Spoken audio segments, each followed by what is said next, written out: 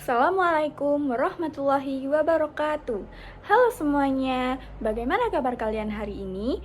Di sini saya akan menjelaskan tentang apa sih gelombang itu. Oh iya, sebelumnya perkenalkan, nama saya Pasha Putri Amanda dari Offering A dengan NIM 2303516066149 dari Universitas Negeri Malang. Nah, di sini saya akan menjelaskan tentang gelombang. Di antaranya, yang pertama yakni apa sih gelombang itu? Yang kedua, apa sih jenis-jenis gelombang? Yang ketiga, besaran apa saja yang ada di dalam gelombang? Dan yang keempat adalah contoh jenis gelombang dalam kehidupan sehari-hari. Nah, untuk pembahasan yang pertama, yakni pengertian gelombang. Sebelumnya dari kalian, apa ada yang tahu apa sih gelombang itu? Nah, gelombang sendiri bisa diartikan sebagai getaran yang merambat dari suatu tempat ke tempat lain sambil membawa suatu energi, tanpa memindahkan benda atau materi secara keseluruhan.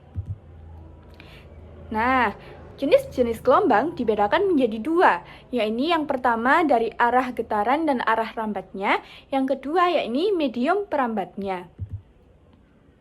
Berdasarkan arah getaran dan arah rambatnya, terbagi menjadi dua, yakni yang pertama gelombang transversal dan yang kedua yakni gelombang longitudinal. Gelombang transversal adalah gelombang yang getarannya tegak lurus dengan arah rambat gelombang.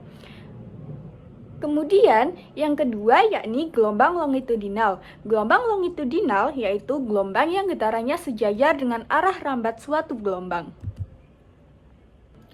Nah, kemudian berdasarkan medium rambatnya juga terbagi menjadi dua, yakni yang pertama gelombang mekanik dan yang kedua yakni gelombang elektromagnetik. Gelombang mekanik adalah gelombang yang membutuhkan medium sebagai zat perantara untuk merambat. Untuk gelombang elektromagnetik adalah gelombang yang tidak membutuhkan medium untuk merambat. Nah, berikutnya adalah besaran dalam gelombang. Yang pertama yakni amplitudo atau simpangan maksimum atau besar getaran. Yang berikutnya yakni panjang gelombang. Panjang gelombang merupakan jarak satu bukit ke bukit berikutnya atau satu lembah ke lembah berikutnya. Kemudian yang ketiga yakni frekuensi. Frekuensi sendiri adalah banyaknya gelombang tiap detik. Yang keempat yakni periode. Periode merupakan waktu yang diperlukan untuk satu gelombang penuh. Nah, untuk materi berikutnya yakni contoh gelombang. Yang pertama yakni gelombang transversal. Sebagai contoh yakni gelombang cahaya. Kemudian yang kedua yakni gelombang longitudinal. Sebagai contoh yakni gelombang suara. Yang ketiga yakni gelombang mekanik. Sebagai contoh gelombang air dan udara. Kemudian yang keempat yakni gelombang elektromagnetik. Sebagai contoh yakni gelombang radio. Nah, yang berikutnya yakni fenomena gelombang dalam kehidupan sehari-hari. Yang pertama yakni suara saat seseorang bicara. Hal ini termasuk ke dalam contoh gelombang suara. Kenapa demikian? Karena saat seseorang berbicara, pasti tenggorokannya akan bergetar. Nah, dengan demikian getaran ini yang menekan dan meregangkan partikel udara-udara di sekitar kita sehingga suara tersebut dapat didengar oleh orang-orang di sekitar kita. Nah, yang kedua yakni lampu bohlam rumahan. Hal ini termasuk ke dalam contoh gelombang cahaya. Cahaya muncul karena atom atau molekul memancarkan suatu energi.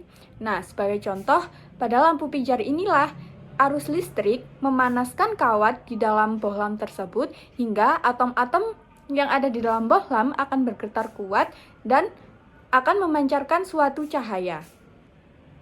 Nah, yang ketiga yakni batu yang dilempar ke dalam air. Ini termasuk ke dalam contoh gelombang air. Mengapa demikian? Karena ketika batu dilempar ke dalam air, maka akan menimbulkan suatu energi.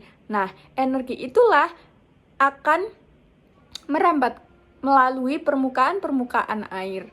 Nah, maka air-air tersebut akan terlihat seperti menggelombang. Demikian materi yang dapat saya paparkan, kurang lebihnya saya mohon maaf yang sebesar-besarnya. Wassalamualaikum warahmatullahi wabarakatuh.